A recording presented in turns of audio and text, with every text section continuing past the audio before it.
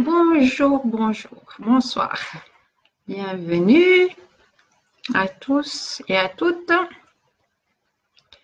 Je laisse un peu de temps pour que vous veniez. Voilà, la vidéo du soir. Ce soir, on parlera des personnes toxiques, entre guillemets. Comment les reconnaître? Qui sont-ils? Comment gérer la situation? Pourquoi on les rencontre? Donc, on parlera de tout ça. Voilà, bonjour Jean-Louis, bonjour Katharina, bonjour Stella.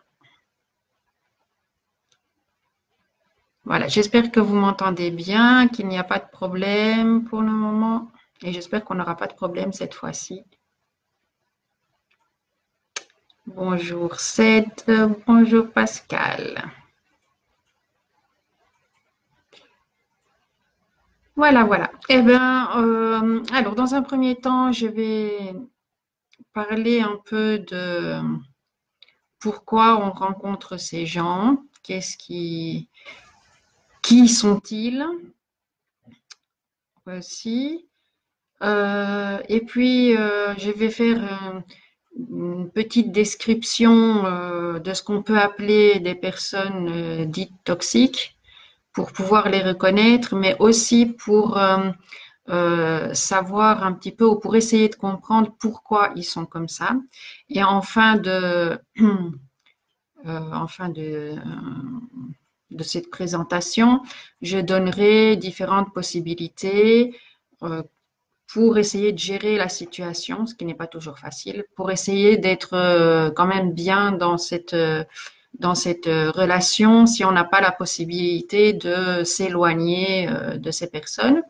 Et si il y a des questions, ben, je reprendrai un petit peu les questions dans les commentaires pour y répondre en toute fin de vidéo.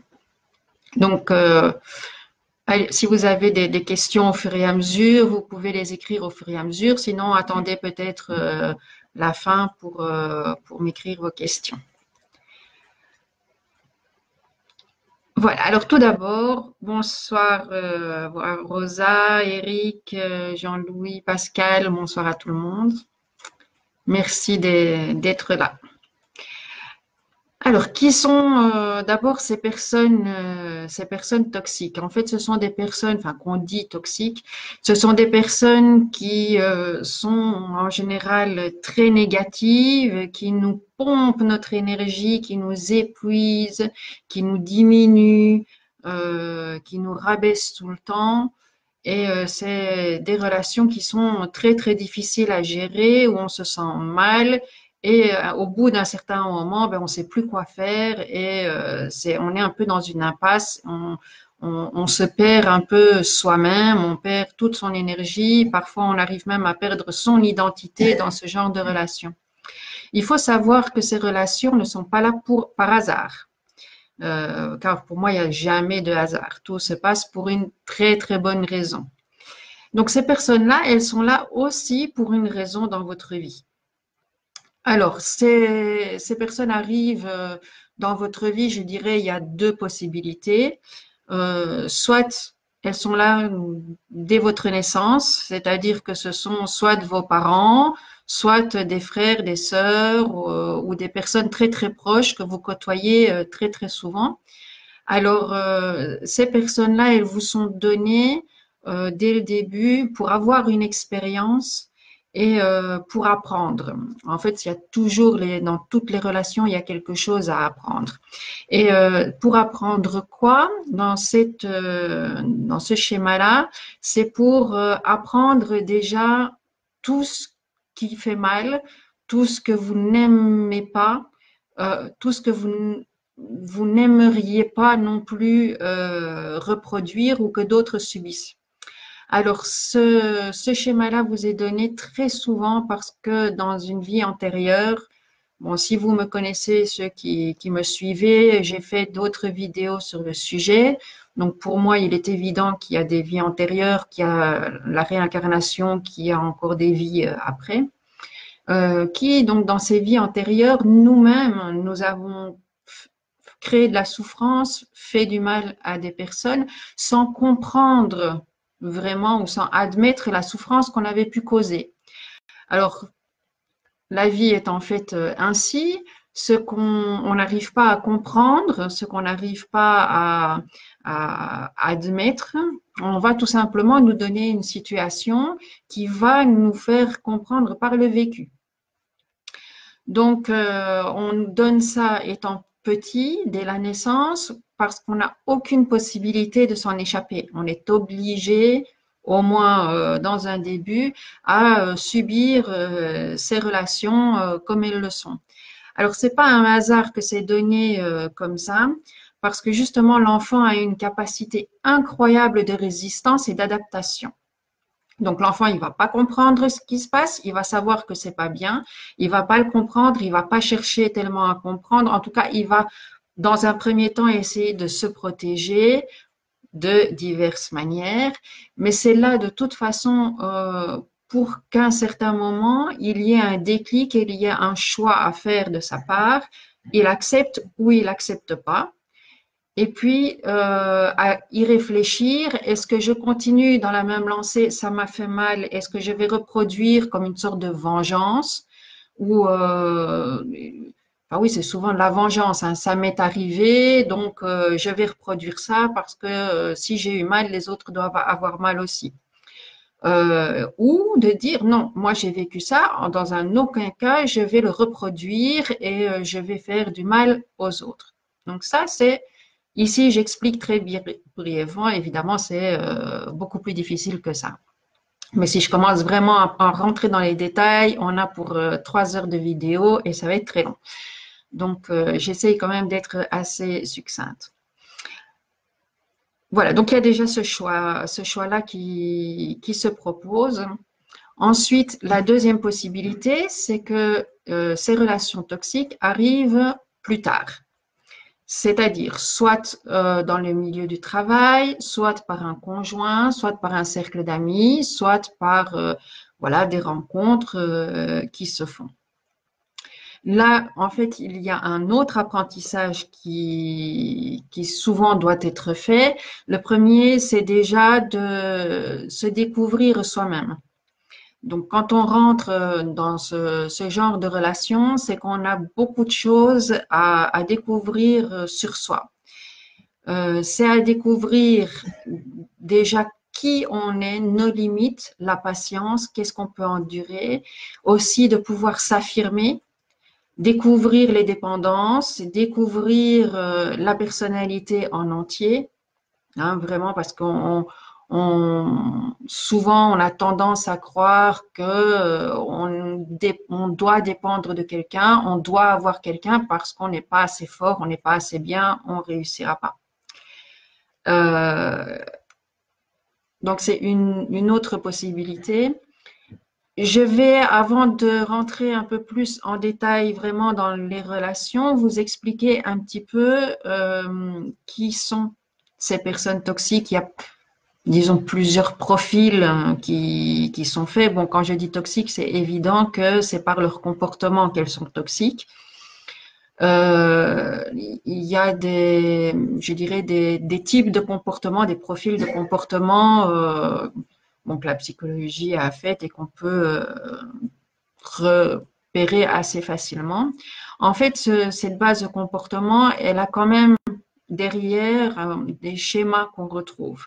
C'est souvent soit des peurs, donc des personnes qui ont des peurs d'insécurité, qui ont absolument d'avoir besoin des gens autour d'eux pour sentir qu'ils existent, pour sentir qu'ils valent quelque chose. Ce sont des gens qui ont vécu des grandes frustrations, qui ne sont pas arrivés à les accepter, ni à les dépasser, ni à les reconnaître. Il y a aussi d'autres personnes qui se mettent dans un schéma comme ça pour pouvoir s'affirmer, pour montrer qu'ils existent. Alors, les différentes personnes qu'on va voir, les différents profils, on peut se reconnaître dedans parce que chacun de nous a essayé différents comportements. Pourquoi? Ben parce que c'est une manière de se découvrir et découvrir qui on est réellement. Ça ne veut pas dire qu'on est des personnes toxiques.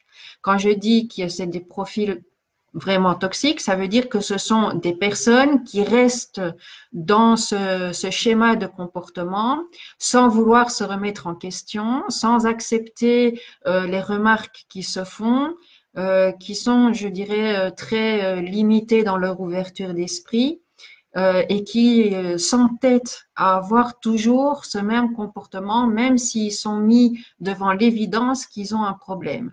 Donc, ça n'est pas quelqu'un qui va être 3 mois dans un état un peu moins bien et qui va être un peu plus autoritaire ou un peu plus dominateur ou qui va essayer certaines choses, disons, qui font un peu mal aux autres, qui va être une personne toxique.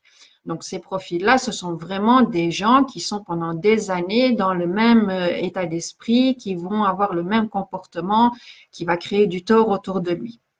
Donc, ne criez pas au secours, non, non, moi je suis ça, c'est pas vrai, c'est pas vrai. C'est tout à fait, hein, on a tous des petits bouts où on va se reconnaître, mais ça veut pas dire qu'on est dans ce profil-là. Hein. Donc, il faut bien faire la différence de voir des essais qu'on a eu, des périodes où on a été un petit peu dans cette manipulation, un petit peu dans ce type de comportement et quelqu'un qui est vraiment dans ce type de comportement. Alors, le plus connu des profils, ce sont les manipulateurs pervers narcissiques. Alors, qui sont ces personnes-là? En fait, ce sont des personnes qui ont un besoin de dominer, un besoin d'avoir le contrôle dans les situations au quotidien et je dirais même presque dans tous les détails du quotidien.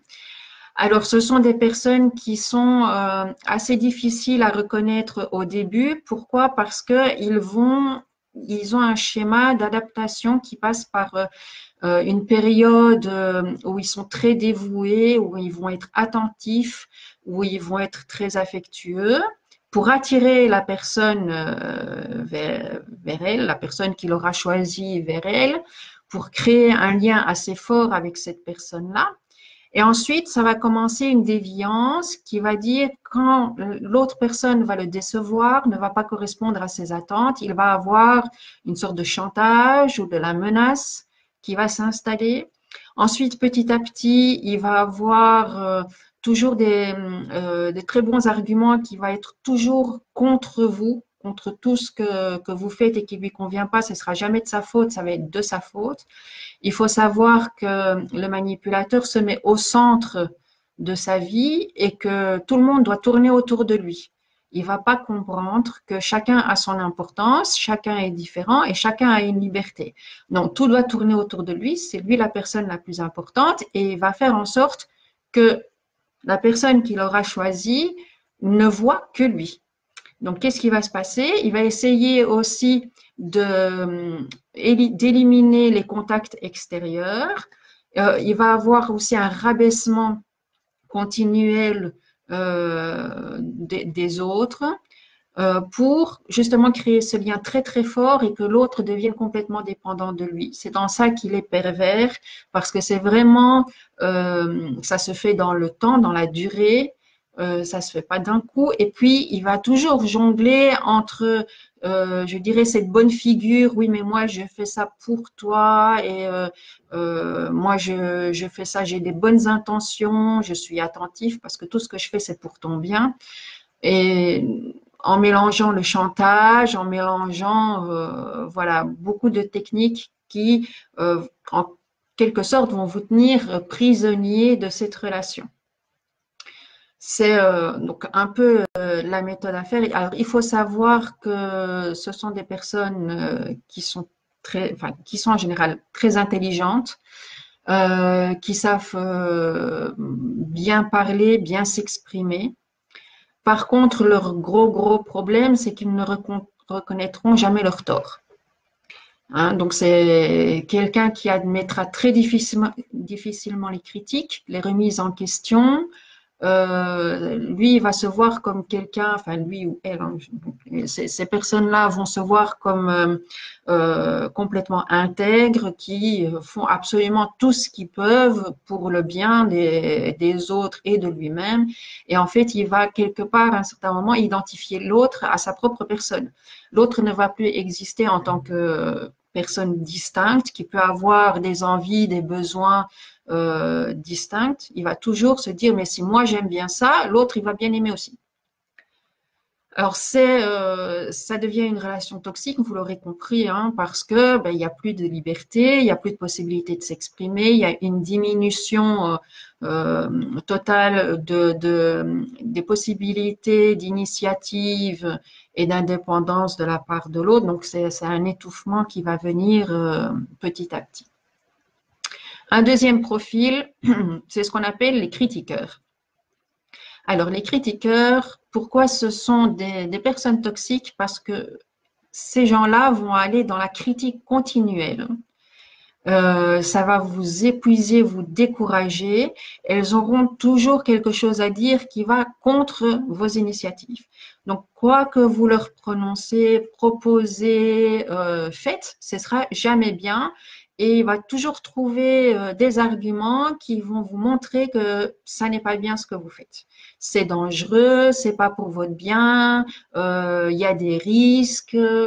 Voilà, il va toujours aller contre. Alors ça, c'est évidemment difficile. Pourquoi? Ben parce que ça va vous freiner dans toutes les avancées que vous allez pouvoir faire.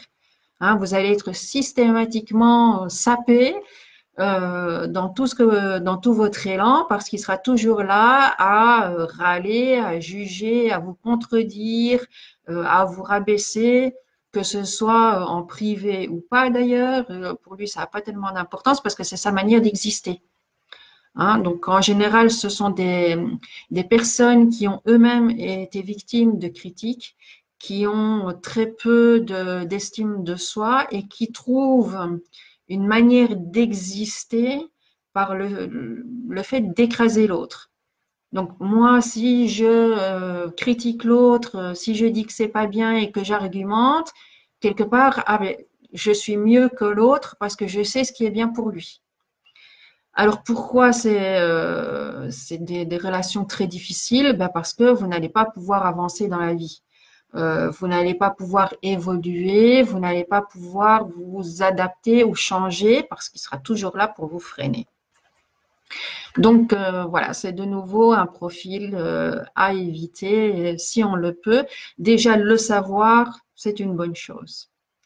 Un autre profil, c'est ceux qu'on appelle les colériques ou les agressifs. Alors ça, ce sont des gens qui sont instables, qui sont à fleur de peau, qui se taisent, ne disent rien, et puis un bête mot, une bête discussion, ils partent en vrille, et là, ça commence les menaces, euh, les menaces que ce soit physiques ou verbales, peuvent devenir violents, hein, qui deviennent vraiment violents, qui peuvent crier et jeter les choses hein, à la figure, avec une fois que la crise, entre guillemets, la crise est passée, donc après cette perte de contrôle, ils vont tout de suite regretter. Donc ils savent qu'ils n'ont pas bien fait, ils se rendent compte que ce qu'ils ont fait, c'est pas du tout bien, mais ils sont absolument impossibles d'aller plus loin. Enfin, pour eux, ça n'est pas possible d'aller plus loin dans leur réflexion.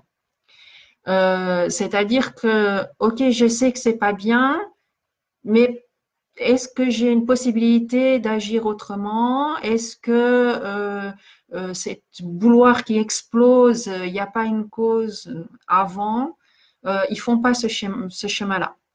Alors qu'il y a une réflexion qui pourrait se faire, qui pourrait leur aider à comprendre que ce comportement ne vient pas de là, mais ce sont une accumulation de refoulement et de frustration qu'ils ont eu depuis des années, que le fait d'en discuter, de les admettre, ça les soulagerait déjà beaucoup, de trouver peut-être une activité qui les soulage et qui leur permet de libérer justement toutes ces frustrations leur ferait du bien, ils ne veulent pas en entendre parler. Et c'est là le danger, c'est que justement, Une fois que la crise est passée, ils se sentent soulagés, mais c'est un soulagement très superficiel qui va vite se combler et qui va vite revenir à la surface et la goutte va faire de nouveau déborder le vase très rapidement. Alors, une autre sorte, ce sont les tyranniques. Alors, les tyranniques, ça n'a rien à voir avec les colériques. Une personne tyrannique, c'est une personne qui a besoin de tout contrôler. Et quand je dis de tout contrôler, c'est même de tout dominer. Alors là, ce sont des personnes souvent qui ont des gros complexes d'infériorité et qui ont besoin de se donner de l'importance parce que trop longtemps, elles sont passées inaperçues, euh, elles se sont senties absolument insignifiantes. Et au fur et à mesure des années, cette insignifiance et cette invisibilité a fait que leur ego a pris énormément d'ampleur et veut absolument s'affirmer et être reconnu. Donc ça va passer dans l'excès. Et cet excès va aller dans une sorte de domination complète de l'entourage. Ça veut dire que on devra leur obéir au doigt et à l'œil, on pourra parler que quand ils sont disposés à écouter, on pourra faire, mais que si ils sont d'accord ou parce qu'ils l'ont demandé.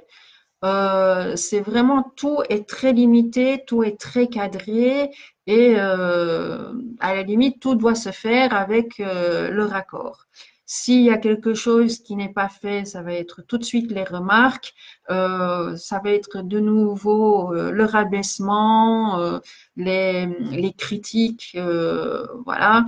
Et c'est souvent aussi une isolation complète hein, qui se fait parce que c'est lui qui doit absolument avoir le contrôle sur tout et sur tout le monde.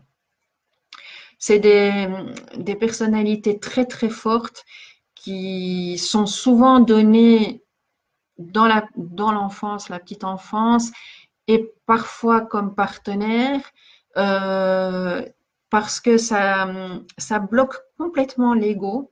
On est obligé de s'effacer complètement devant cette personnalité, justement pour éviter les conflits, parce qu'on sait bien qu'avoir un conflit, ça ne servira absolument à rien, parce qu'il aurait toujours le dessus. Donc, on arrive à complètement s'effacer et c'est une très grande leçon pour la personne qui subit de patience, d'humilité, de retrait. Évidemment, il ne faut pas dans l'idéal que ça passe trop loin, et à un certain moment, il faut savoir dire stop et pouvoir s'en éloigner.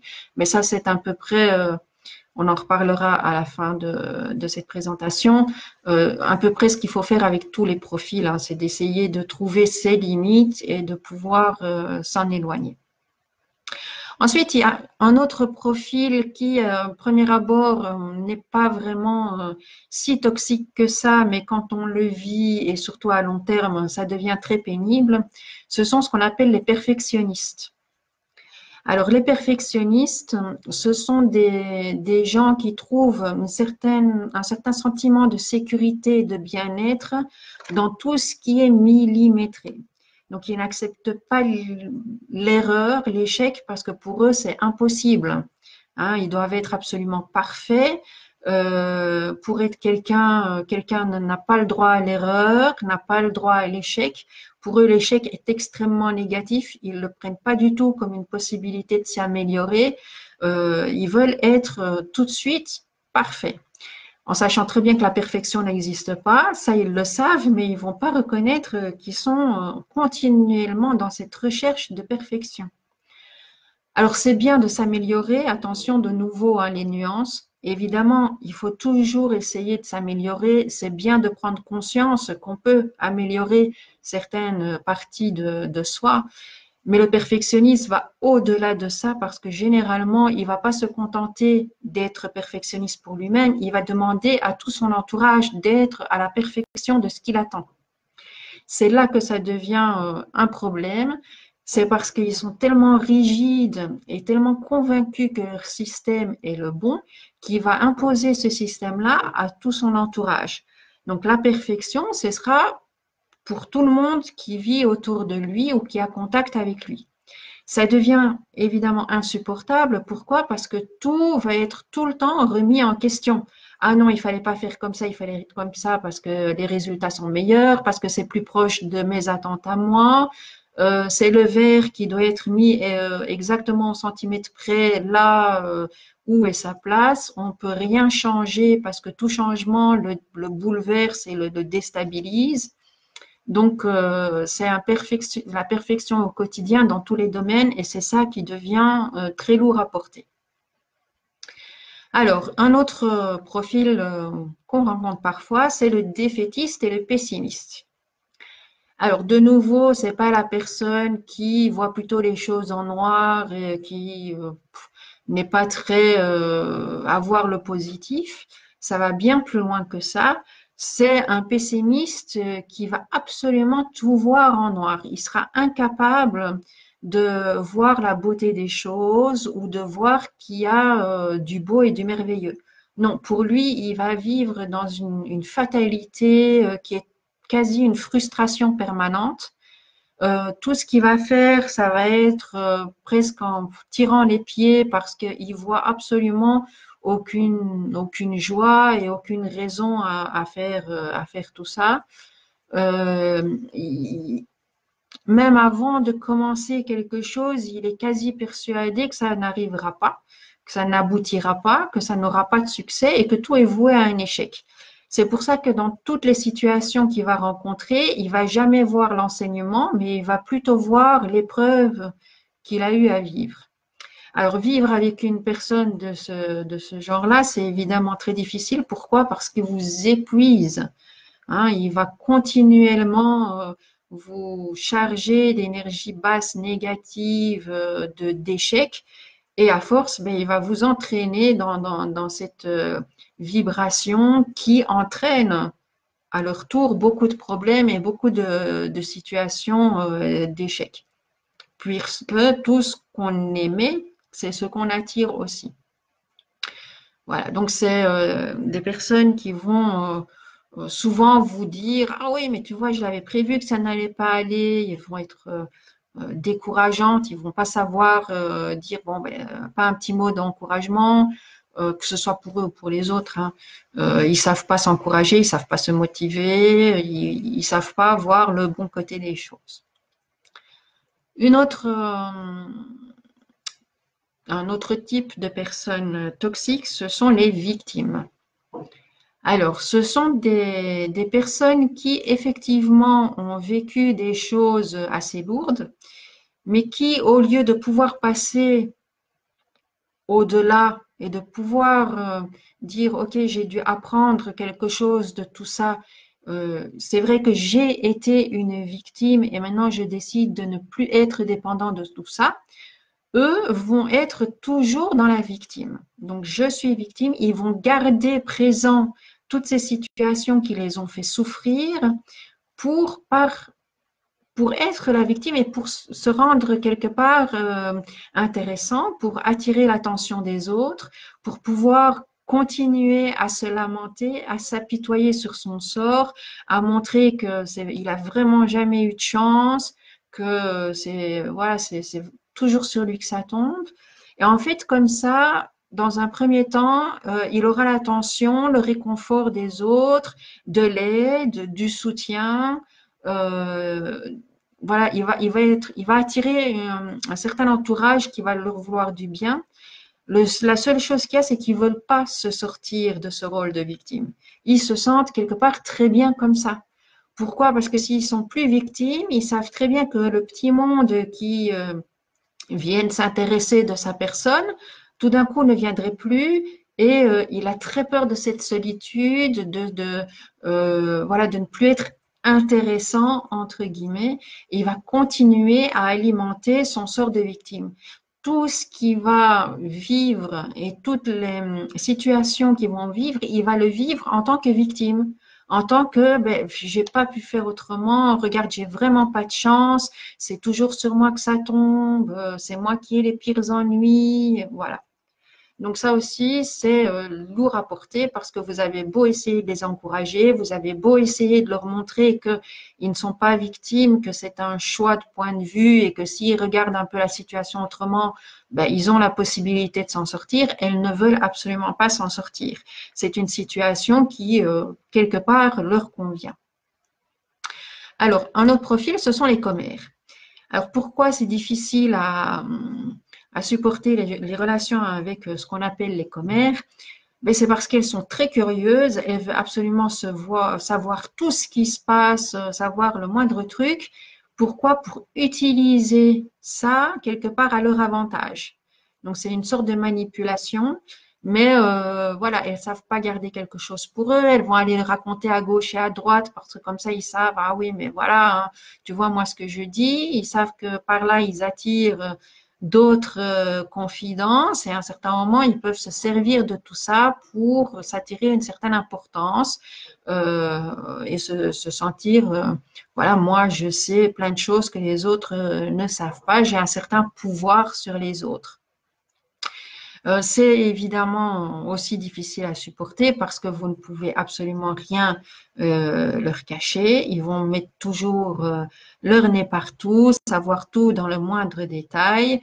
Mais c'est pas toujours très très bon d'avoir ça dans son entourage parce que ben, on se sent plus chez soi. Tout est à nu, tout est pour tout le monde et c'est comme si on appartenait à tout le monde.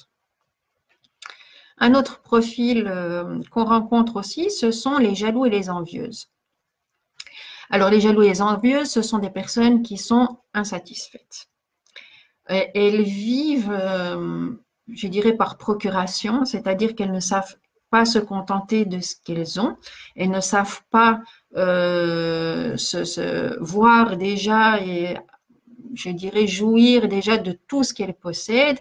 Elles sont éternellement mécontentes parce que quelqu'un possède plus ou possède mieux ou voilà. Donc, toujours dans l'envie d'avoir ce que les autres ont.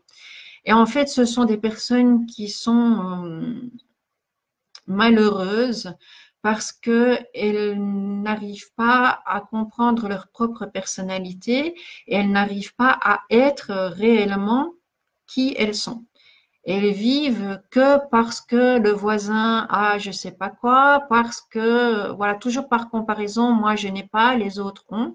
Elles vont vivre généralement très fort dans le matériel, dans tout ce qui est concret, l'appartenance. Ils veulent que ça leur appartient et que si elles ont quelqu'un ou quelque chose, que ce soit plus ou moins unique ou que ça dépasse les autres pour pouvoir se mettre en avant et pour pouvoir avoir une joie de voilà d'être un peu supérieur que les autres. Évidemment, ça va pas durer longtemps parce qu'il y a toujours quelqu'un d'autre qui va venir avec quelque chose qu'ils ont envie.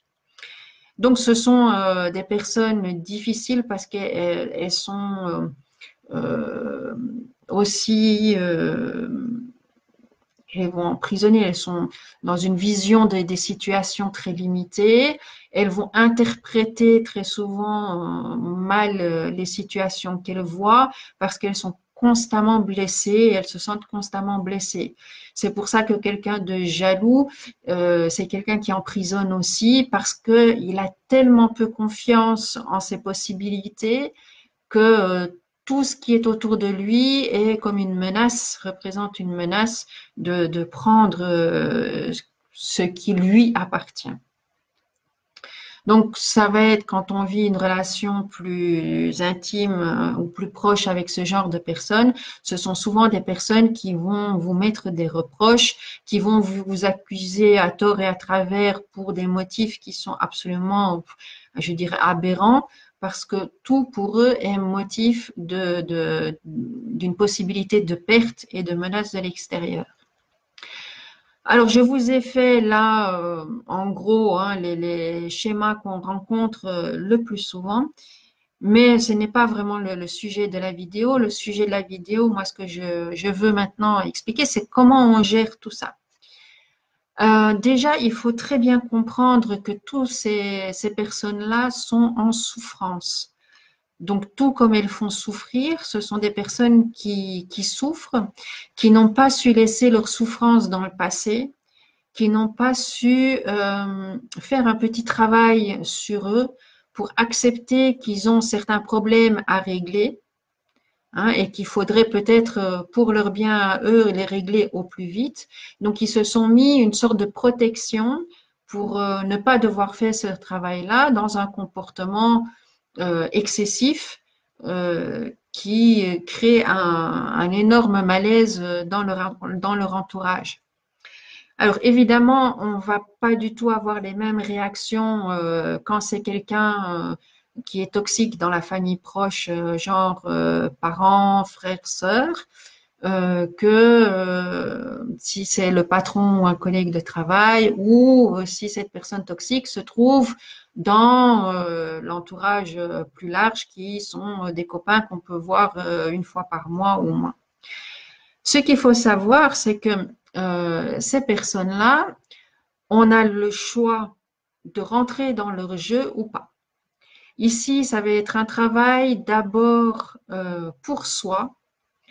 Le premier, je dirais, grand travail à faire pour pouvoir gérer et être moins affecté de ces personnes-là, c'est déjà de se rendre compte qui est attaqué dans cette relation.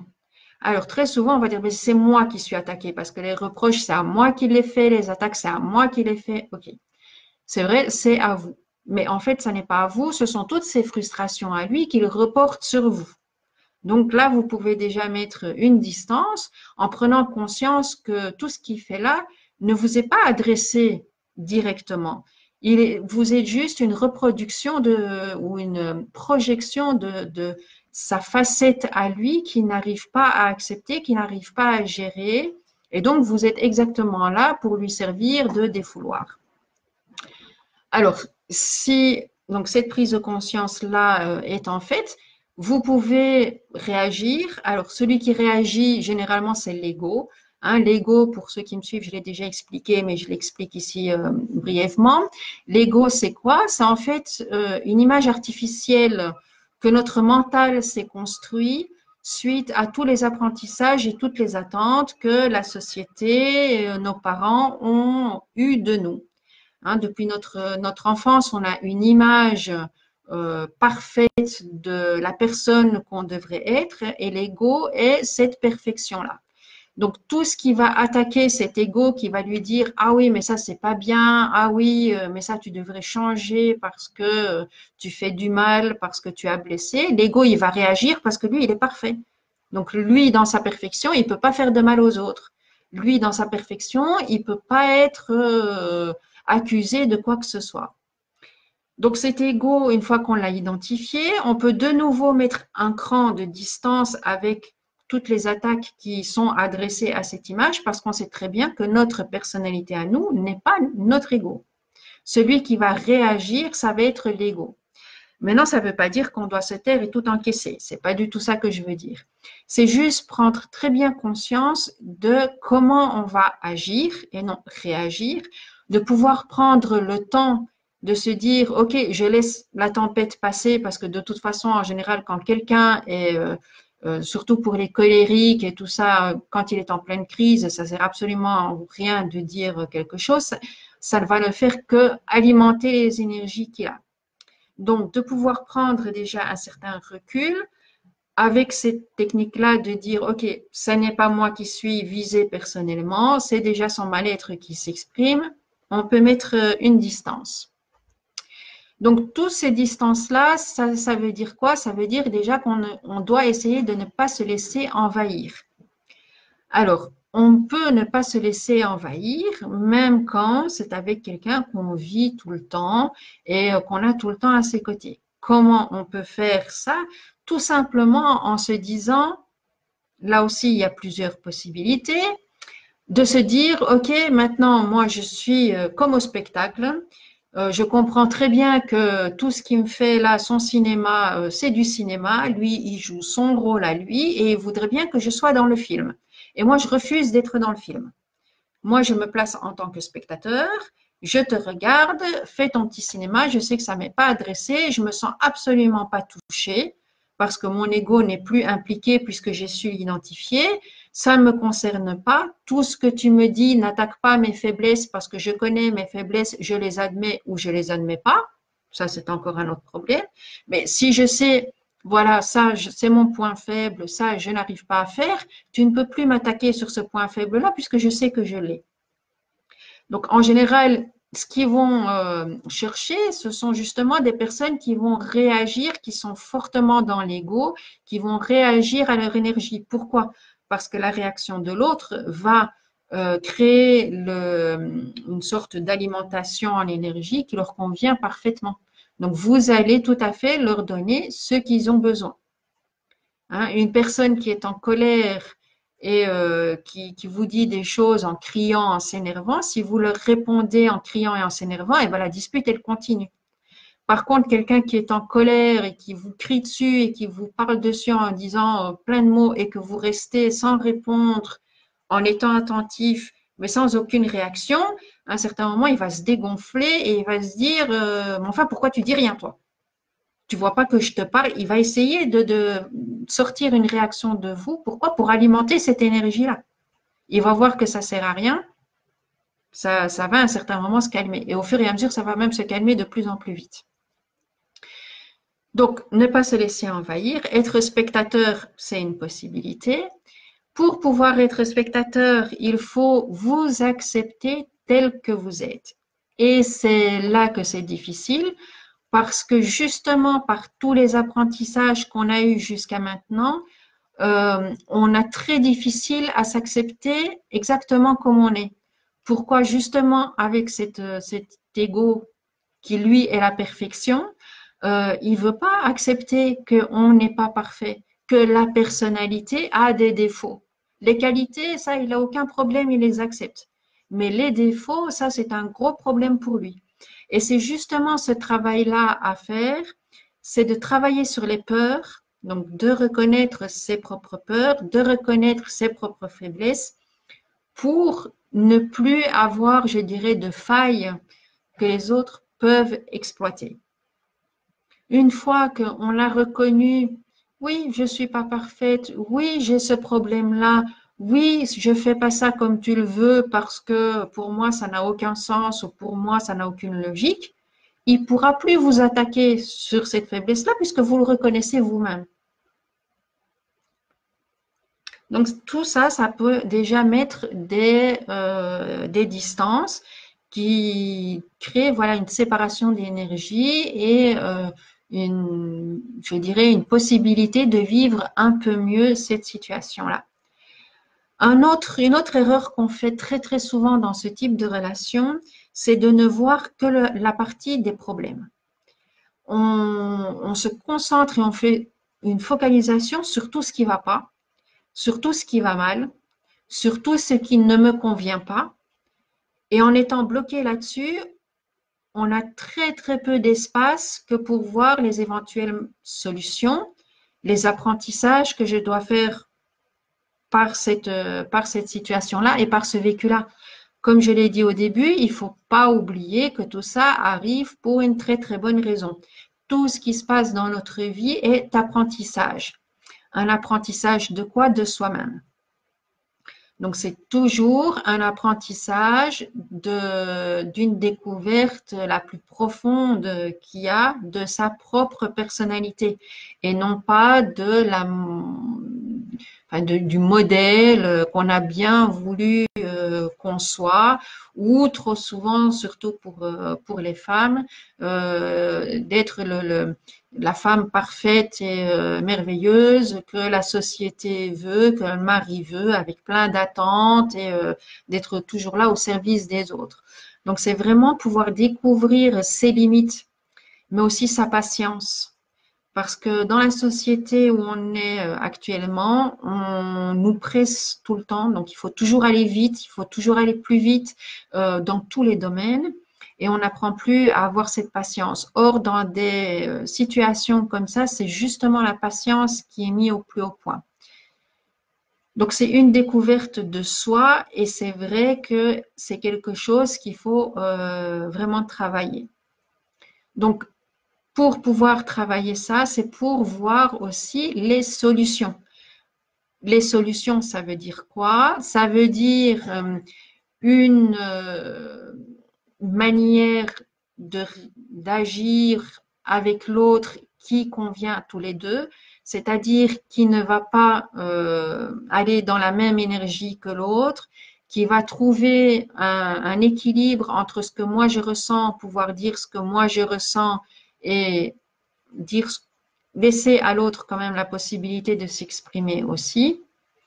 Voilà, essayer de trouver un équilibre plus ou moins viable pour les deux. Ça, c'est quand on se donne la possibilité d'essayer de voir les solutions qu'il y a et de ne plus se focaliser que jusque sur les problèmes. Alors, pour trouver ces solutions, ce qui est très important aussi, c'est de penser à s'accorder du temps. Et penser à s'accorder du temps, c'est aussi pouvoir bien dormir. Donc, créer un rituel un peu d'endormissement ou de période de calme, je dirais même de solitude, pour justement trouver les pauses indispensables à notre esprit, à notre âme, de pouvoir réfléchir, de pouvoir analyser la situation, non pas uniquement dans le vécu parce que ça restreint beaucoup, mais de voir la situation d'un point de vue un peu plus large, comme si on était une personne extérieure, étrangère, qui vient se plonger directement dans ce que je vois et voir comment elle réagirait. Et souvent, par cette position-là, on se rend compte qu'on n'a vu qu'une toute petite partie du problème et qu'on n'a vu aucune solution alors qu'il y avait des tas de solutions. Les solutions, c'est pouvoir aborder cette situation de différentes manières. Il y a par exemple ne pas parler, pouvoir se taire au moment où ça se passe, pouvoir se taire, regarder, observer comme au spectacle sans avoir aucune réaction. C'est souvent une adaptation, donc un seul comportement ne va pas être suffisant, il faut pouvoir s'adapter. Puis si on sent que ça ne va pas, qu'on doit réagir, de voir de la manière dont on peut réagir. Est-ce que si j'essaye de parler calmement et de lui dire calmement ce que je ressens, est-ce que ça ne va pas couper un peu l'effet que l'autre attend? Comment il réagit? Est-ce que si je m'emporte alors que je suis d'habitude quelqu'un de très calme, qui ne répond pas et tout ça, si tout d'un coup je m'emporte et je commence à avoir un comportement un peu identique au sien, est-ce que ça fait réagir? Parfois, ce sont des personnes qu'il faut secouer très fortement, leur montrer comment ils se comportent pour qu'ils réagissent et qu'ils se disent oula, qu'est-ce que je suis en train de faire, hein? Donc ça aussi. Une autre solution, c'est de se dire écoute, moi, cette situation-là, je ne peux pas la gérer toute seule, j'ai besoin d'aide. Souvent, on hésite à le faire parce qu'on croit que c'est quelque chose de très intime et tout ça. À un certain moment, quand on n'arrive pas à trouver une situation tout seul, ou la solution tout seul à gérer cette situation-là, on a besoin d'aide. Une aide, ça ne veut pas nécessairement dire je dois aller chez un psy, je vais me faire psychanalyser ou chez un psychologue ou chez un psychiatre. Non. Ça peut être une aide juste par aller faire du sport qui va me défouler toute mon énergie. Ça peut être aller à un spectacle qui va me faire changer les idées complètement, qui va me faire décompresser et où je vais pouvoir être beaucoup plus disponible à mes réflexions et à trouver des solutions. Ça peut être une aide dans le dessin, dans l'écriture, où une autre partie de moi peut s'exprimer. Voilà, les chansons, enfin tout ce qui est artistique. Ça peut être évidemment aussi des conseillers conjugaux, des conseillers, des coachs de vie, des thérapeutes. Il y a certains thérapeutes qui peuvent libérer des nœuds énergétiques et qui font que tout d'un coup, voilà, on n'a plus cette accumulation-là d'énergie et on peut gérer tout à fait autrement la solution qui est donnée. Alors, je dirais comme ultime non, avant de passer à l'ultime, il y a aussi ce qu'on appelle les prières, mais pas au point de vue religieux, hein. Donc, il y a les demandes aux énergies invisibles. Alors, les énergies invisibles, pour ceux qui ont une certaine sensibilité, qui les ressentent, peuvent agir soit directement, donc soit par la méditation, la prière, soit par l'intermédiaire d'autres moyens, par exemple les minéraux, hein, les pierres. Les pierres se chargent d'une énergie, elles ont déjà une énergie, se chargent d'une énergie qu'elles peuvent nous rendre aussi. Donc, voilà, de faire appel aux anges, aux archanges, aux êtres de la nature, à tout ce que vous voulez, pour vous guider dans une solution qui serait la mieux pour vous. Donc, il y a ça. Il y a par la méditation. Alors, la méditation, c'est pas nécessairement suivre une musique et réfléchir à quelque chose. Ça peut être aussi un moment que l'on s'accorde à faire le vide. Alors, le faire le vide, ça veut dire quoi? Ça veut dire déjà se libérer de toute la tension accumulée. Hein, donc, ça peut se faire dans la nature aussi, par des promenades en nature où on se libère de toute l'énergie, de frustration, de colère, de toutes ces énergies négatives qu'on libère dans la nature, qu'on libère dans l'infini, qu'on demande vraiment d'évacuer. Il y en a peut-être chez qui ça marche pas, il y en a chez qui ça marche. Vous pouvez aussi faire cette demande-là juste avant de vous endormir.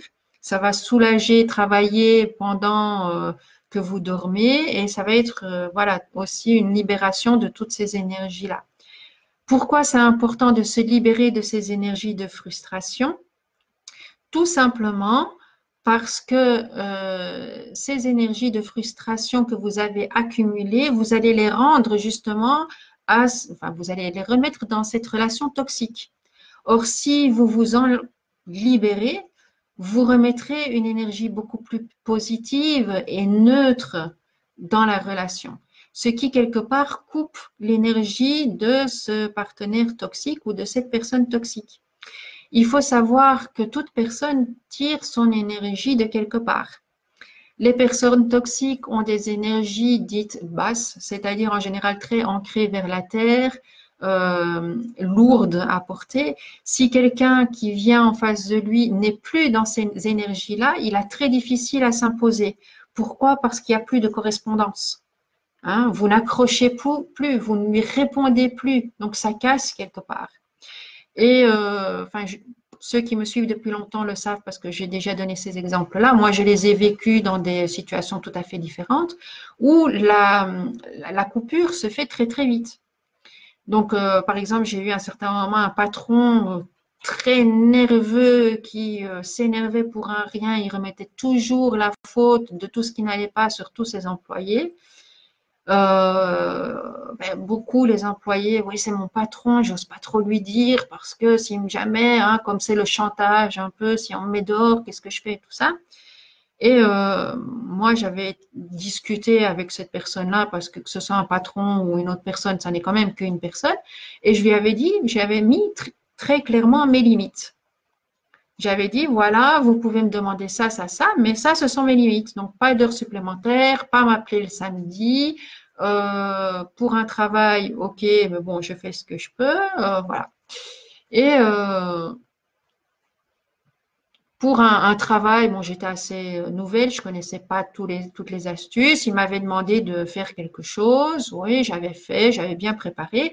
Il avait vérifié. Dans sa vérification, il avait changé quelque chose, ce qui fait qu'au final, tout était sorti décalé, ça n'allait pas du tout.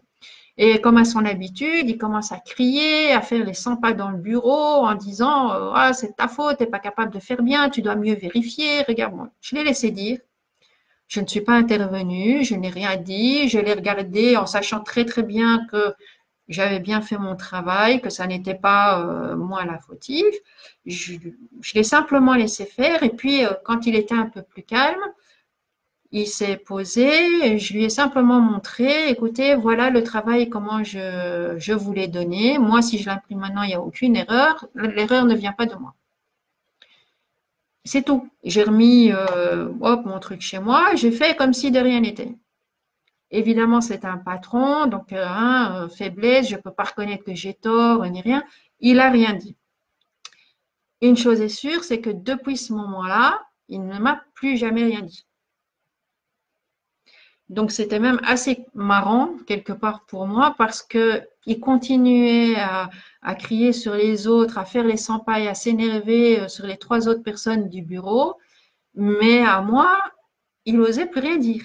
Pourtant, je ne l'ai pas affronté, je ne lui ai rien dit, je ne l'ai pas crié, je ne me suis pas énervée. Je lui ai juste montré, voilà. Et ça a été fini. Il ne m'a jamais demandé de faire des heures supplémentaires.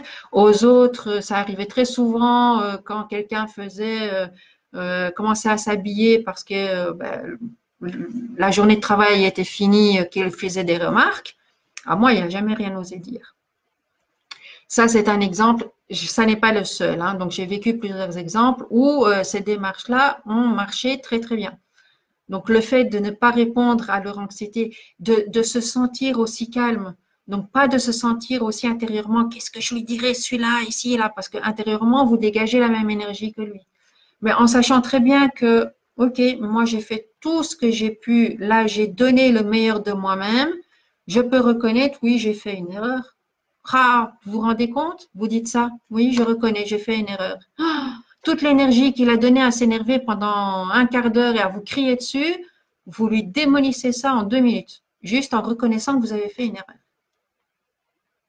Voilà, donc c'est des petites choses. C'est vrai qu'il faut l'avoir un peu en soi, mais comme je vous dis, si vous travaillez sur la reconnaissance et la connaissance de vous-même, à un certain moment, ça devient absolument une évidence. Donc, quelle honte il y a à reconnaître que j'ai eu tort? Aucune. Donc, quel problème y a-t-il à quelqu'un d'attendre qu'il se calme un peu et de lui dire oui, vous avez raison, ça, j'ai pas su. J'aurais dû faire plus attention. Et paf, et tout est démoli parce que vous démolissez carrément la réponse et la réaction que lui, il attendait.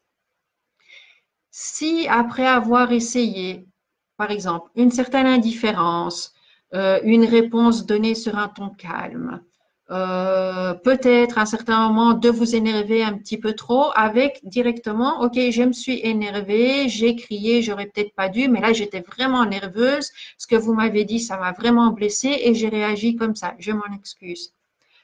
Tout ça, c'est une honnêteté déjà envers vous-même, c'est un équilibre que vous apportez à vous-même et ça déstabilise complètement ces relations nocives que vous pouvez avoir avec les autres. Si tout ça, ça ne marche pas, que votre santé commence vraiment à se décliner, que vous sentez que vous avez tout fait pour changer les choses et que vous n'arrivez pas à supporter, que vous n'arrivez pas à gérer la situation, la première chose, c'est de bien se dire, OK, qu'est-ce qui n'accepte pas la situation, la relation? Est-ce que c'est mon ego? Ou est-ce que c'est vraiment moi parce que ça m'a épuisé toutes mes énergies et j'arrive pas à me refaire? Parce que l'ego, il va être vite. Ah oui, mais c'est pas moi, c'est lui, c'est de sa faute. Regarde comment il réagit, regarde comment il fait, tu te sens attaqué, c'est pas bon. Ça, c'est l'ego. Par contre, si c'est vraiment moi qui suis atteinte, c'est se dire, OK, là, j'ai essayé tout ce que je pouvais. Je sens que je continue à recevoir ces énergies négatives qui m'affectent. Je dois mettre une pause.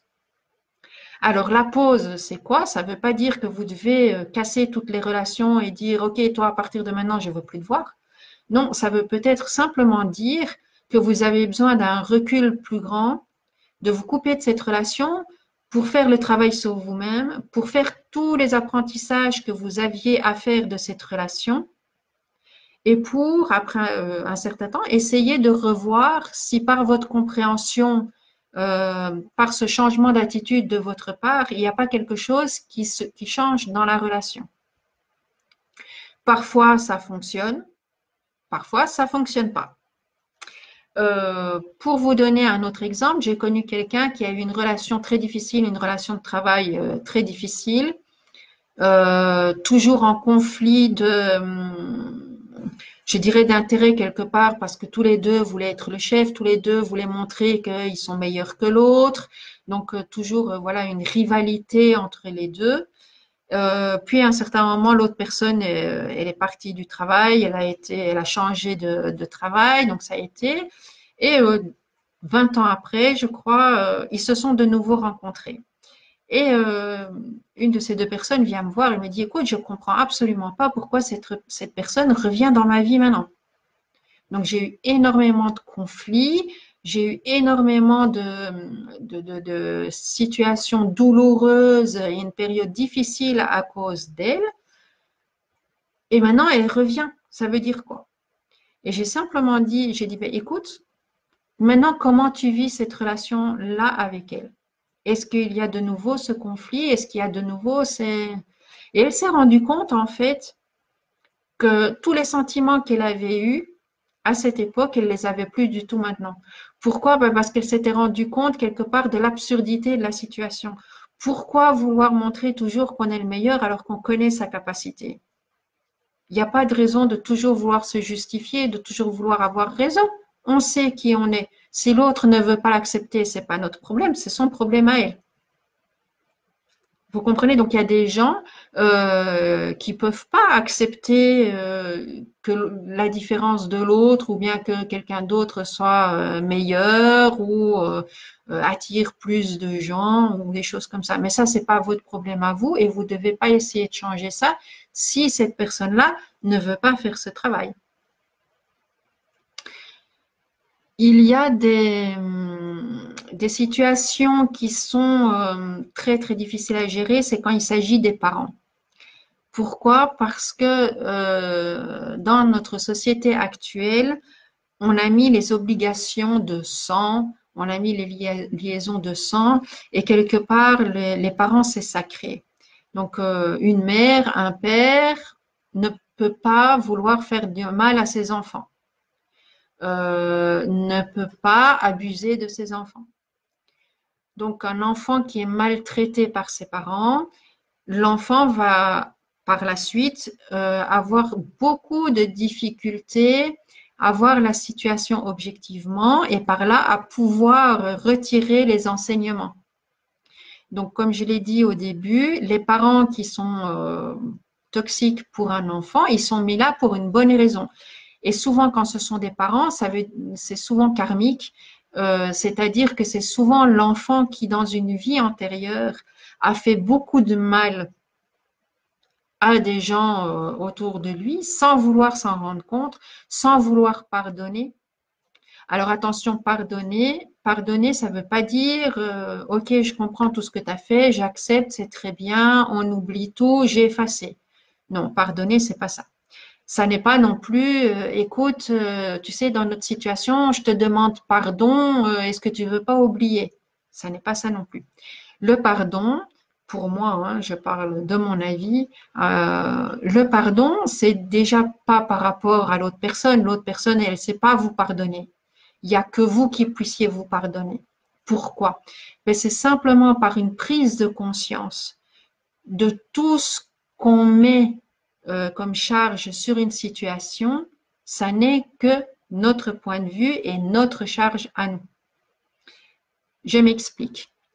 Une situation d'enfant abusé, on va se dire oui, mais c'est la faute des parents, c'est à cause de ça. Comment je vais pouvoir pardonner à mon père ou à ma mère pour tout ce qu'elle m'a fait? C'est atroce et tout ça. Quand on dit le atroce, j'ai beaucoup souffert, c'est impardonnable, c'est mon jugement de la situation que je vois comme ça. Mais est-ce que c'est vraiment objectif? Est-ce que ça n'est pas que mon point de vue par rapport à un idéal que j'ai eu ou que j'ai voulu, par rapport à des comparaisons que j'ai faites? Évidemment, un enfant qui est battu, on peut dire c'est impardonnable. Ok, je suis tout à fait d'accord du point de vue limité à cette vie-ci. Mais cet enfant qui est battu, quelque part, il est battu pour une bonne raison. Pourquoi? Ben parce que le fait qu'il a vécu ça, ça va le construire. Ça va lui mettre du vécu, de certaines expériences entre les mains qui va devoir gérer, qui va devoir, je dirais, conduire sous la forme qu'il choisit. Soit il le ramène toute sa vie avec lui en disant oui mais tu te rends compte moi ce que j'ai vécu c'était vraiment horrible, il se fait la petite victime, En faisant ça, il peut inconsciemment reproduire le même topo autour de lui. Pourquoi? Parce qu'il n'a absolument pas compris la leçon. Quelle était la leçon? La leçon est, j'ai eu des parents comme ça.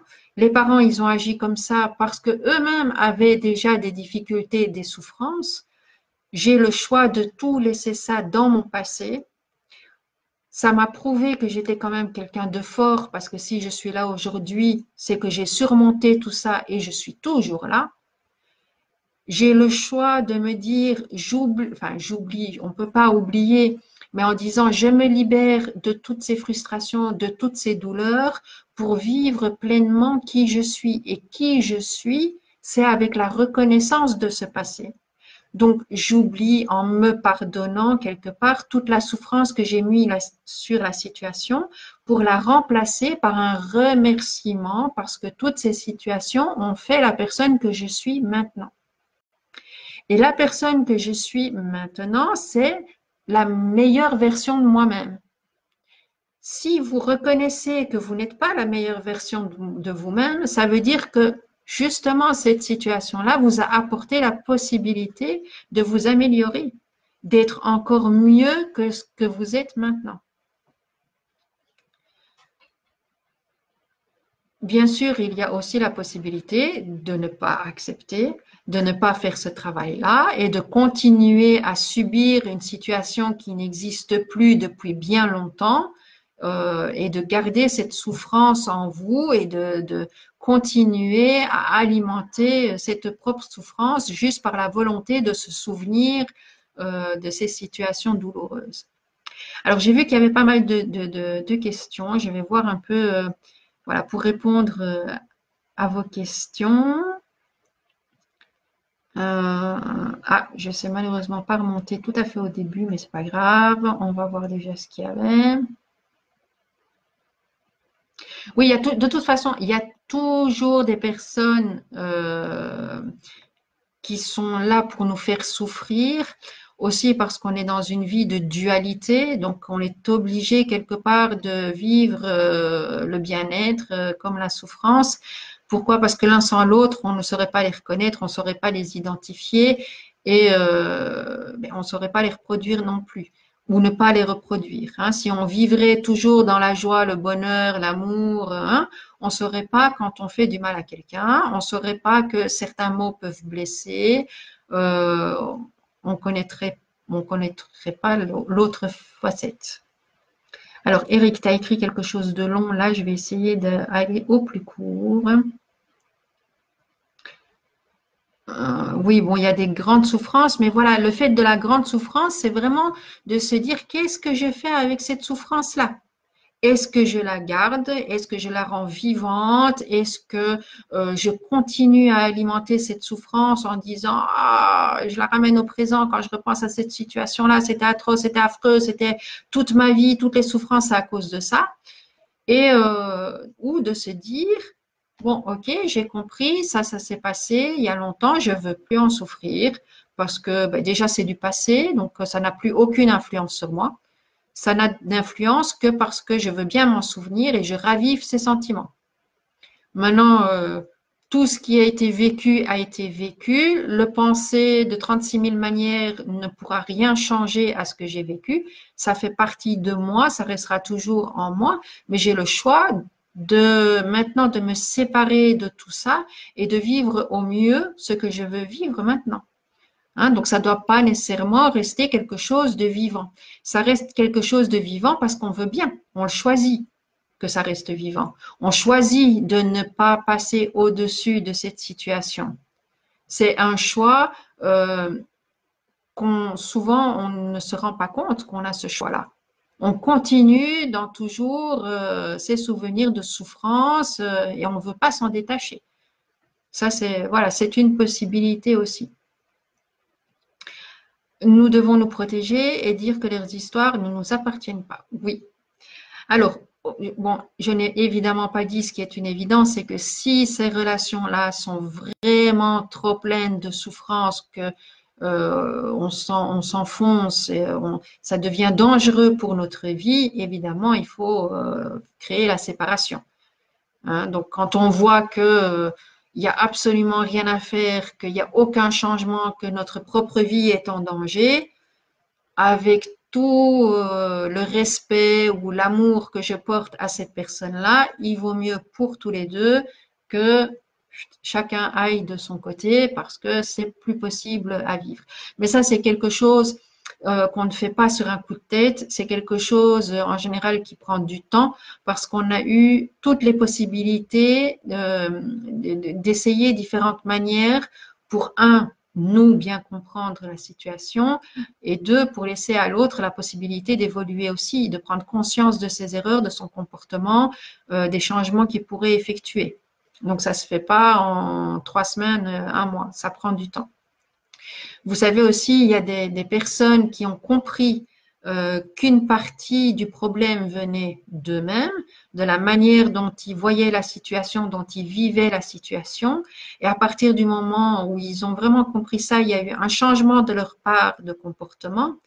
Et par juste cette compréhension-là et ce petit changement de comportement, autour d'eux, ça a changé. Donc, le mari qui était violent, tout d'un coup, les violences se sont espacées. La fille qui voulait plus parler avec eux parce que elle comprenait absolument pas cette relation, tout d'un coup s'est rapprochée. Donc, il y a des changements qui peuvent se voir très, très, très, très vite. Mais tout ça, c'est notre chemin, notre décision, notre possibilité.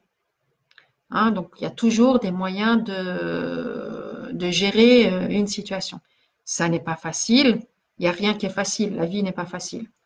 Ou au contraire, elle est très facile quand on se donne toutes les possibilités et quand au lieu de toujours ne mettre que son point de vue en avant, on essaye de comprendre que chaque personne a son propre point de vue de la même situation. Donc, une mère et un fils ou un père et un fils vont vivre une situation tous les deux, mais chacun va avoir son interprétation et sa vision des choses. Hein, le fils, il va dire, écoute, ce que tu m'as dit, ça me fait très très mal, tu m'as complètement démoli.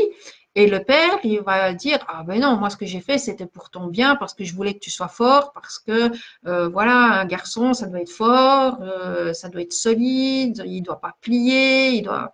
Donc c'est avec des bases tout à fait différentes. C'est pour ça aussi qu'il est important de ne pas juger l'autre. Hein, même si c'est une personne toxique, ça sert à rien de la juger. Au contraire, le jugement, quelque part, vous rabaisse un peu. Donc, c'est pas de juger, vous pouvez constater et ensuite réagir ou agir par rapport à vous. Ne pas essayer de changer l'autre. Vous pouvez essayer de lui mettre une réalité en face, essayer de lui montrer comment vous vivez la situation, comment son comportement vous affecte, mais juste comme une constatation.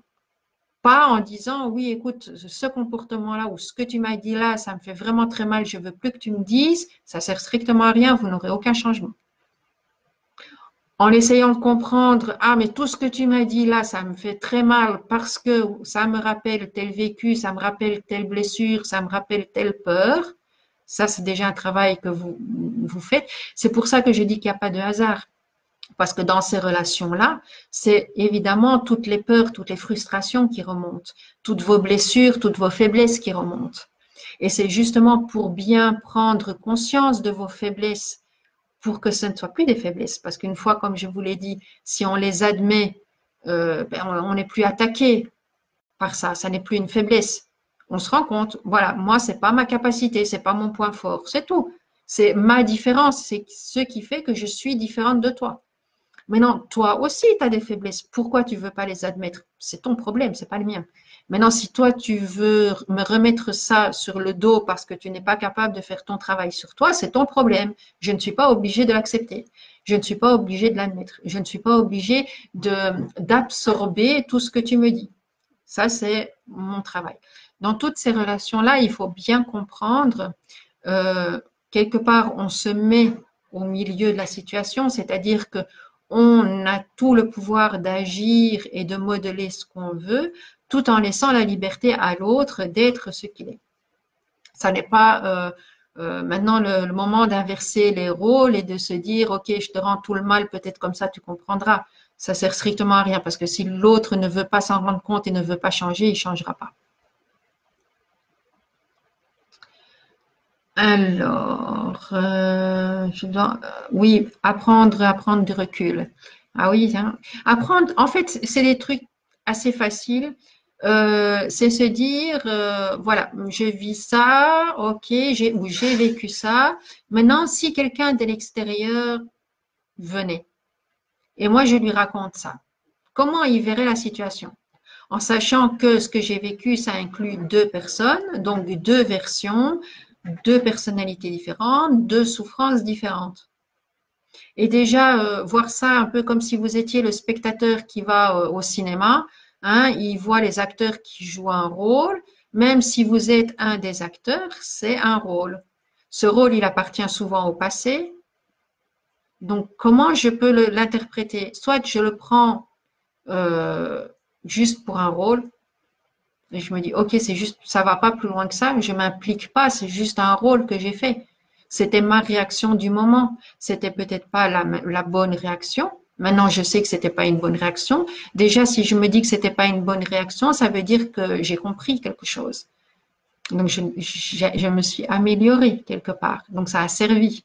Hein, dans toutes ces situations-là, elles servent toujours à nous élever, même si on n'arrive pas à le comprendre. Ça, c'est avec le recul qu'on le comprend. Hein, se dire que tout ce que j'ai vécu, avec le recul, ça fait que je suis la personne que je suis maintenant. Et maintenant, je suis une bonne personne.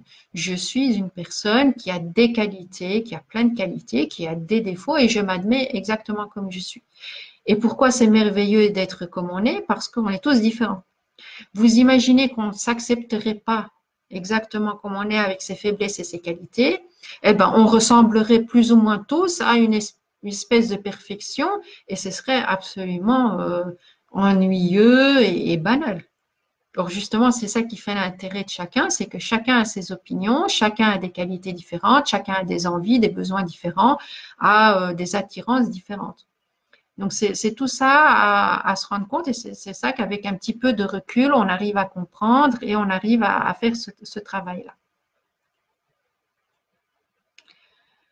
Alors, Mireille, tu dis ne plus se nourrir de l'extérieur. Tout à fait. Ça aussi, souvent, il y a une grande dépendance. On crée une dépendance de soi par rapport à l'extérieur. On croit qu'on ne peut exister que par la reconnaissance de l'extérieur. Donc, quelque part, on va toujours chercher à l'extérieur quelque chose qu'on aurait besoin ou qui nous complète. Et ça, c'est vrai que c'est se nourrir de l'extérieur. Hein. Toujours chercher, oui, mais ou accuser l'autre, ou se dire, mais moi tout seul, j'y arriverai pas. Comment je vais faire pour m'en sortir? J'ai besoin de telle personne. Sans mes parents, je pourrais rien faire. Sans mon partenaire, je pourrais rien faire. Sans mon frère, je suis rien. Voilà, ça c'est vraiment la dépendance que la société crée en fait. Hein. Donc la société a créé cette dépendance par la consommation, par les crédits, par les médias, hein, les journaux, qui créent une atmosphère basse, qui est toujours dans les critiques, dans les meurtres, dans les guerres, dans les destructions, justement pour que quelque part on se dit ah moi j'ai de la chance. Regarde, tout va mal, il n'y a rien qui va bien dans ma vie non plus, j'ai plein de problèmes et voilà, ça nous entraîne dans cette spirale de négativité. Or, si on ne dépend pas de l'extérieur, on peut voir le beau côté des choses. C'est-à-dire, je peux voir ma vision, la vision que j'ai envie de mettre. Hein, on ne doit pas me souffler les réponses. Je suis tout à fait capable de mettre mon propre jugement ou ma propre constatation sur les choses. De prendre aussi ce que je veux et ce que je ne veux pas. Donc moi, personnellement, les journaux, je les écoute presque plus. Pourquoi? Parce que ce sont des énergies négatives qui ne me servent absolument à rien. À quoi, avec quoi je vais me sentir mieux de savoir qu'il y a autant de grèves, qu'il y a autant de morts, je ne sais pas où, que ça me sert strictement à rien. Moi, ce que je peux faire, c'est aider mon entourage proche concrètement, c'est tout ce que je peux faire concrètement, c'est envoyer de la bonne énergie, de l'attention, de la compréhension, de l'écoute autour de moi à qui a besoin. Je ne vais pas me nourrir des grèves et euh, des choses qui ne me touchent pas. Donc, parfois, ça peut aller, voilà, il y a des grosses violences qui se passent à 3 rues de chez moi. Pourquoi me sentir affectée? Oui, ça peut m'affecter parce que ça se passe tout proche, mais peut-être que pourquoi ça m'affecte? Parce que je trouve ça injuste. Qu'est-ce que je sais de la situation? Je connais rien de la situation. Je ne peux pas juger la situation. Or, la situation, elle m'affecte parce que je la juge, parce que je trouve que c'est injuste, parce que je trouve que ça ne devrait pas arriver. Et pourquoi ça ne devrait pas arriver? Qui me dit que justement, ça devait pas exactement arriver comme ça? Ces personnes-là ont peut-être fait quelque chose qui, entre guillemets, mérite une telle récompense. Je n'en sais rien, je ne connais pas. Je ne peux pas me permettre de juger. Donc, je ne vais pas m'impliquer et je ne vais pas me nourrir de toutes ces vibrations-là. C'est pour ça aussi que, par exemple, sur Facebook, j'essaye le plus possible de mettre des choses positives. Donc, des chaînes avec des malheurs, avec des destructions, avec des tueries d'animaux et des machins, c'est leur renvoyer exactement ce qu'ils veulent. C'est-à-dire que c'est continuer à mettre le malheur, continuer à mettre de la tristesse, continuer à mettre des vibrations basses. Je ne partage pas ce genre de choses parce que ça ne me correspond pas et je trouve ça complètement inutile. Donc, si moi je veux rendre, par exemple, le monde meilleur, que c'est mon objectif, c'est d'améliorer ce monde, eh bien, je vais partager des choses qui peuvent améliorer ce monde. C'est-à-dire de mettre de la compréhension, de l'attention, de la tendresse, voilà, des sourires, ce que je peux. Oui, les musiques aussi, ça a de l'importance, bien sûr. S'entourer de belles choses, c'est important. Des choses qui nous font nous sentir bien, c'est important. Les couleurs ont de l'importance aussi, hein. Ouais. Il faut comprendre qu'on a vraiment le pouvoir de contrôle sur sa vie, de pouvoir vraiment décider de comment on veut vivre les choses. On peut pas changer toutes les situations. Donc, il y a des situations, on ne peut pas la changer en disant cette situation-là, elle ne me convient pas, paf, je la balaye d'un coup de main et je ne veux plus en entendre parler. Par contre, on peut se dire, OK, cette situation-là, elle ne me convient pas. Pourquoi? Déjà identifier le pourquoi elle ne me convient pas. Et ensuite de dire, OK, ça ne me convient pas, mais je ne vais pas lui donner plus d'importance que ça. Cette situation-là, elle est pour m'apprendre quelque chose, je ne vois pas ce qu'elle peut m'apprendre, mais tant pis, je la laisse passer, sans mettre un jugement dessus, sans lui accorder plus d'importance que simplement ce qu'elle est.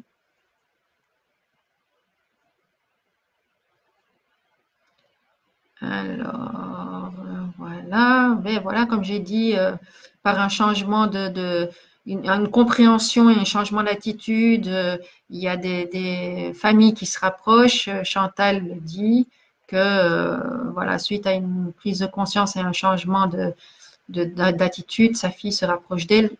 Tu n'es pas la seule, Chantal, il y en a d'autres qui ont vécu ça. C'est vraiment pour vous dire que, voilà, c'est vous qui décidez de comment vous voulez vivre les choses. Si vous avez des questions, là je vois beaucoup de commentaires, beaucoup de témoignages, ça me touche hein, que vous partagez vos témoignages, parce que ça veut vraiment dire qu'on a le contrôle et on a la possibilité de gérer les situations comme on le veut, comme on le désire, soit d'une manière négative, on reste dans la négativité, dans le jugement et on s'accroche à des choses passées, soit on lâche prise. Alors c'est aussi, la vie, elle n'est pas figée, hein. La vie, elle est en éternel changement, adaptation. Il y a des cycles, il faut savoir se moduler, se modifier. Donc quelqu'un qui est très rigide, qui va essayer d'imposer la même chose ou qui va essayer de se mettre dans des limites et d'avoir un comportement fixe dans beaucoup de choses, il va s'attirer que des problèmes. Pourquoi? Parce que le manque de flexibilité va figer les choses autour de lui et il va attirer que des choses figées. Et ça va le rendre malheureux puisque ben, il va pas avoir d'évolution. Or, nous, on est ici sur Terre pour évoluer. Et une des premières choses que nous apportent justement ces personnes toxiques, c'est la possibilité d'évoluer par le fait soit d'accepter. Il n'y a absolument aucun changement. Ah, ça j'ai oublié de vous dire aussi.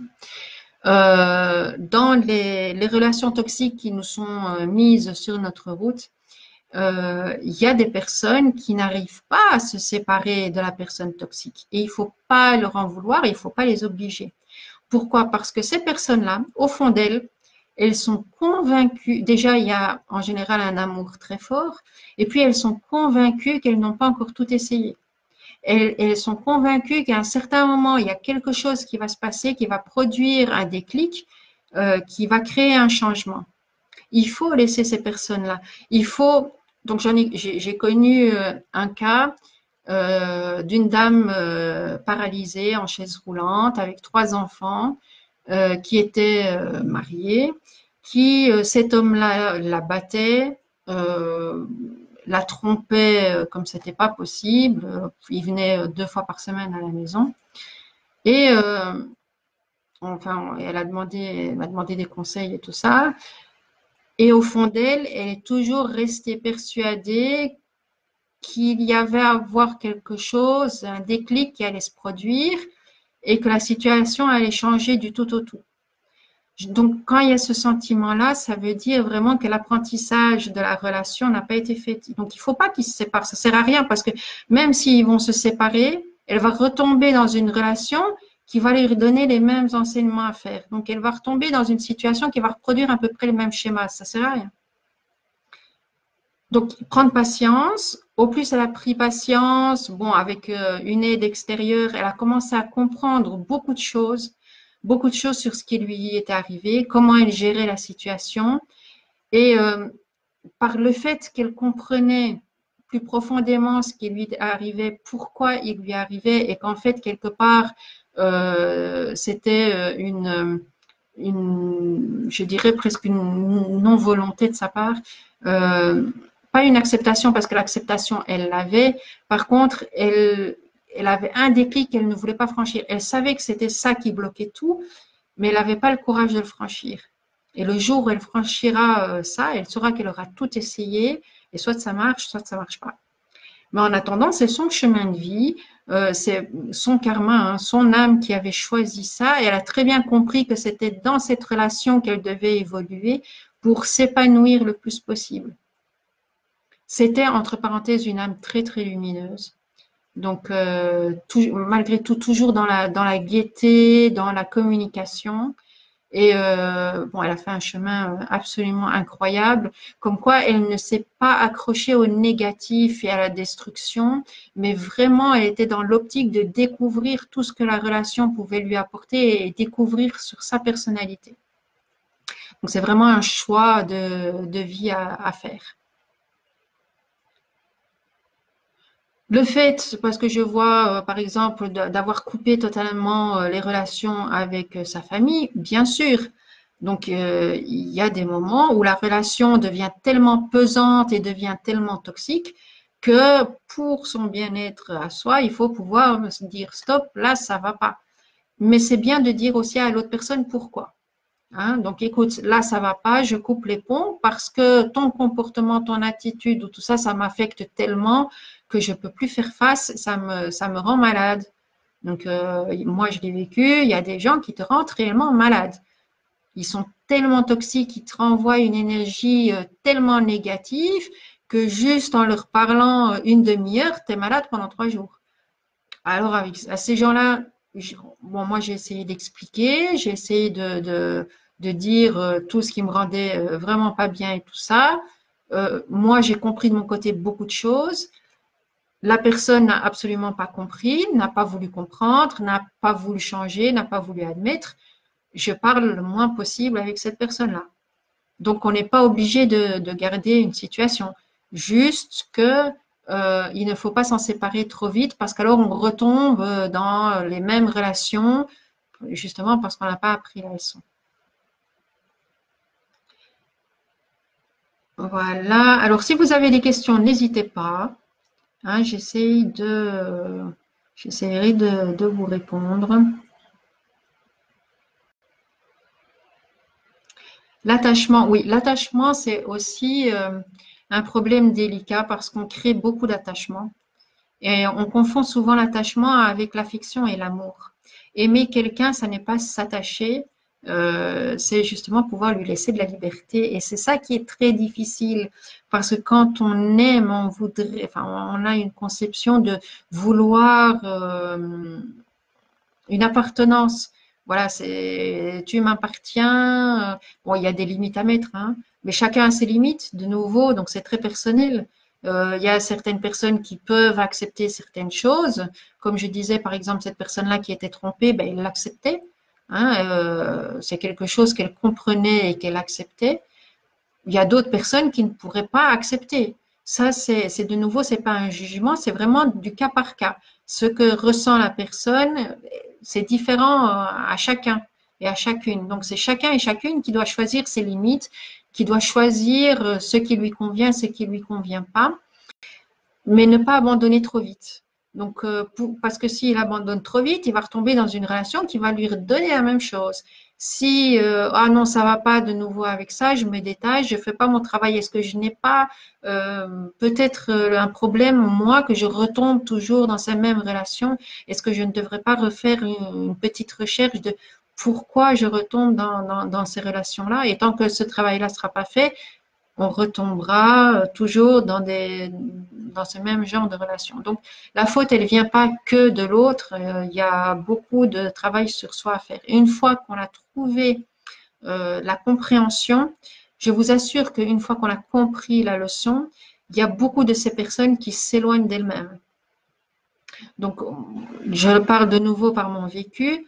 Tant que je n'avais pas compris tous les problèmes que j'avais et que j'étais en réaction, il y avait des personnes qui me revenaient sur le chemin très souvent pour me redonner la même chose. Jusqu'au moment où je me suis rendu compte de pourquoi je réagis. C'est moi le problème si je réagis face à ces personnes-là. Donc, je dis, OK, le problème, il vient de moi. Quel est le problème? Ah, c'est parce que j'ai pas accepté ça. C'est parce que j'ai pas su me pardonner, parce que j'avais un travail qui n'était pas fait. Et à ce moment-là, une fois que ce travail-là a été fait, j'ai vu ces personnes-là, elles ne restent pas. Je n'ai même pas besoin de leur dire ou de les bloquer ou de, voilà, elles ne restent pas.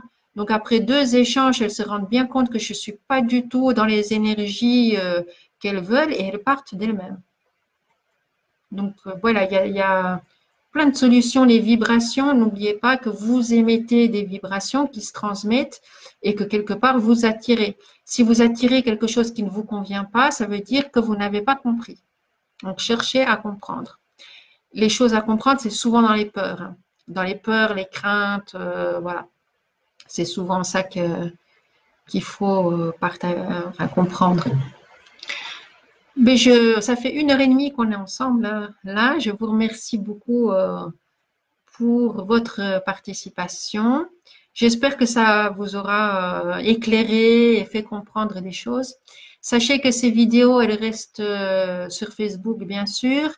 Demain, vous les retrouvez sur ma chaîne YouTube aussi. Toutes les vidéos que j'ai faites restent disponibles sur YouTube.